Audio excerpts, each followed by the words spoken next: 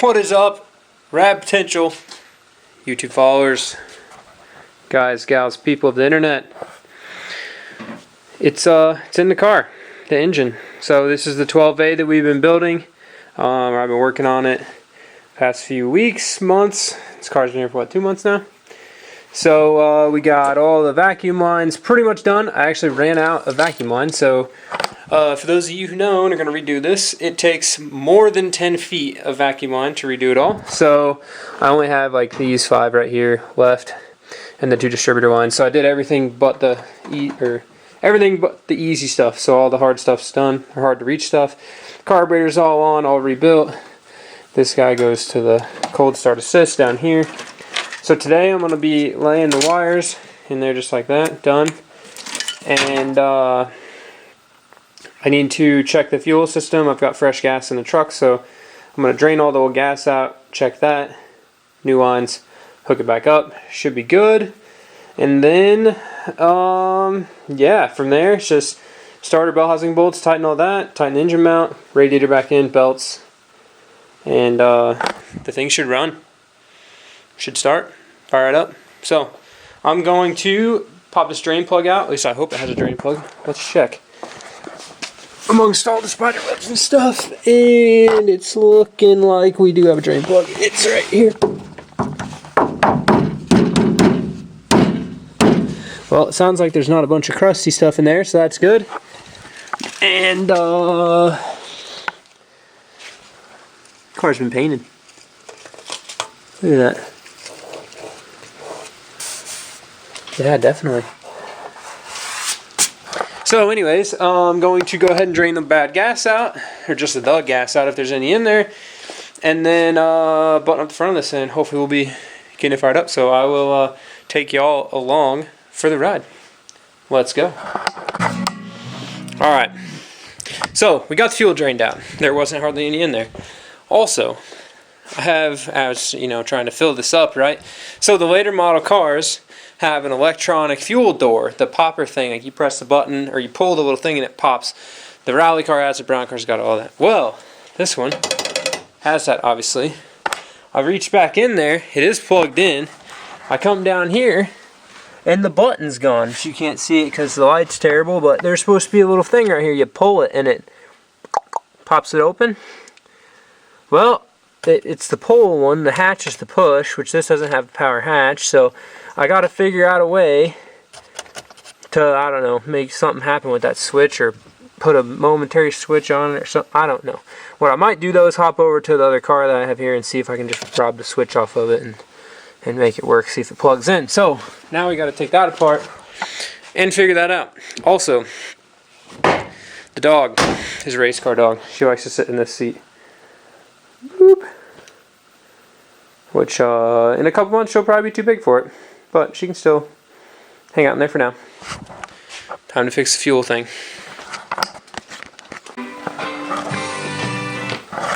Alrighty, boys, girls, men, females, the whole deal. We are out here. Still cranking. So I got the fuel popper fixed.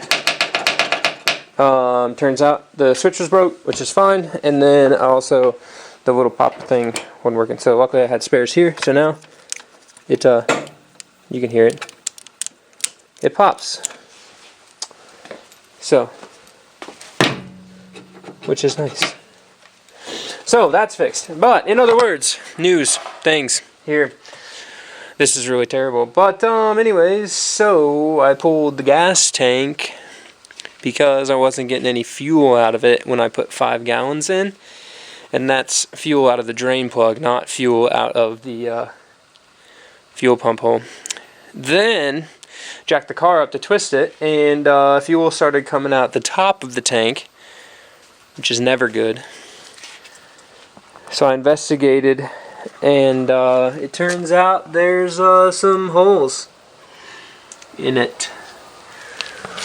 So I'm going to consult the owner.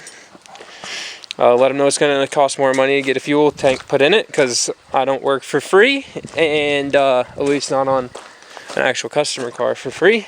So I'm gonna most likely, because when cars sit around here, I have parts. There's a fuel tank in that one, so I might just take the fuel tank out of the wide body car because it's going to get FC IRS eventually, which, yeah, now y'all know that. So that'll get FC IRS, and then I'll have to run a fuel cell because that'll all be in the way. So I guess I got to get the tractor over there, lift the back of that up, pull that out.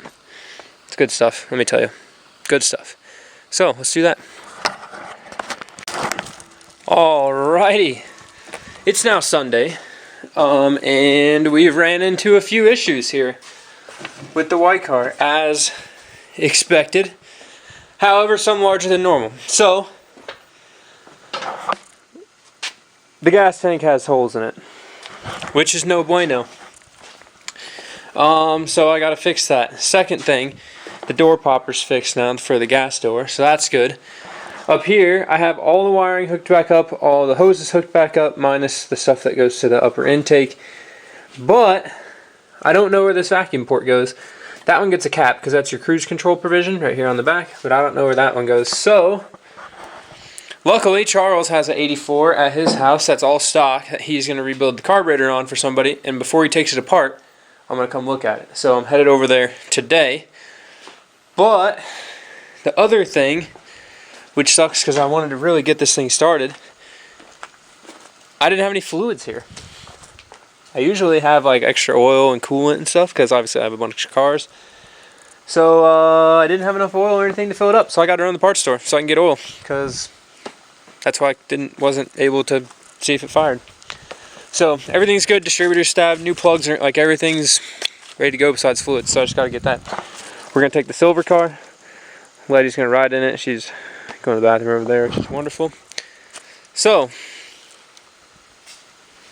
that's where we're at. I was going to, which probably, yeah, I'm going to end the video here because I'm going to make another one. Sorry about the wind noise because we are outside and I've never really experimented much with this camera out here. Let's see if we can find a spot with no wind. Here we go. Alright, so I was going to pull the fuel tank out of the GSLSE here, the wide body car. However, they're different. So the shape of them's the same, everything's the same, but the GSLC has a different sump in it, which is supposedly like better. And since those tanks are worth like a decent chunk of money to find a good one, $200 or $300, I'm gonna keep the GSLC one because I don't want to sell it to this guy.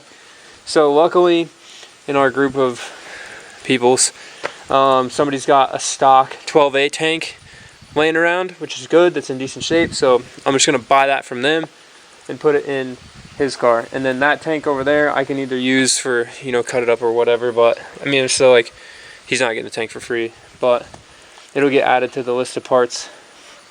But that's why I'd said earlier I was going to pull the tank, but I don't think I'm going to, because I want to keep the SE tank for like the silver car, or who knows. So with that, I'm going to head over to Charles and leave the video there.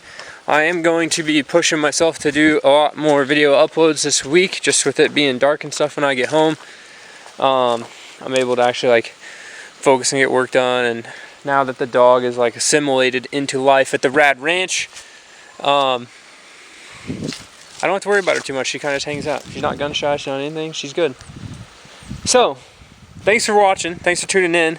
I really wanted to get it fired up, but I'll probably have it fired up tomorrow. I just got to get that fuel tank and make sure everything else is good and get fluids and stuff. So, subscribe if you want to see more fun rotary content that's not like crazy turbo gnarly stuff, because not many people are working on, you know, old carbureted first gens. So, it's a good wealth of information. So, share it, subscribe, we'll get the thing fired up. Keep it rad. Alright, y'all, it's the night before you're seeing this video. Monday night. And I didn't film much because my camera sucks in the dark, so I used a tractor from Bucket. Straps on each tow hook on the back of the wide body car, lifted it up, pulled the tank out. Looks a little crusty, but the inside's really good and clean.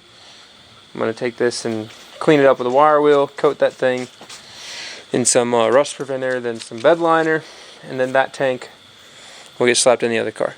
So like I said before, the GSLSE tank has a better sump in it than the 12A tank, so it's an upgrade for this guy. Kind of sucks to be getting rid of a GSLSE tank, but like I mentioned earlier in the video, y'all didn't kind of know the plans for this car anymore, but now you will. I have a full 88 Turbo 2 chassis at home, so in Indiana still it's just a bare chassis, 88 Turbo 2 FC. And I want to take the independent rear suspension and put it under this car and make like a drift car, basically like a track missile out of this. So those diffs are decent for like 200, 300 horsepower. The turbo diffs are pretty solid. Shouldn't really be hurting it too much. In this, I'm going to put probably just a stock S4 turbo block in it. With an S4 turbo, have like B&R do their S3 kit on it. Run it on wastegate pressure, see what it makes, and that'll be the setup in this car eventually. So I'm hoping, goal is, see, Calvin doesn't have a rotary car, so the goal would be to get Calvin down here, have him help me build this, and then we can kind of give that to him. I've been wanting to do an IRS swap in one of these cars for a long time, so that's why I got that Turbo 2 chassis, but I think this would be the perfect car to do it. It's already cut up for flares. The shock towers are already chopped out of it. You see here, it's pretty rusty. Shock towers are cut right there. So it kind of makes for a good, like a good, I wouldn't say beater car, because it is a true GSLSE Tornado Silver. However, it is a little bit,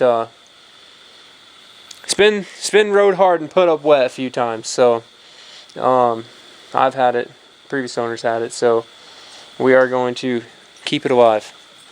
But for now, that's going to be it for this video. I'm going to take this tank over there and clean it up a little bit, and then go inside and edit this. So thanks for watching. If you like seeing the stuff you see in these videos, if that makes sense, subscribe or give the video a like, whatever you feel. Share it. We're going to keep doing rad stuff on the Rad Potential YouTube. Thanks. Keep it rad.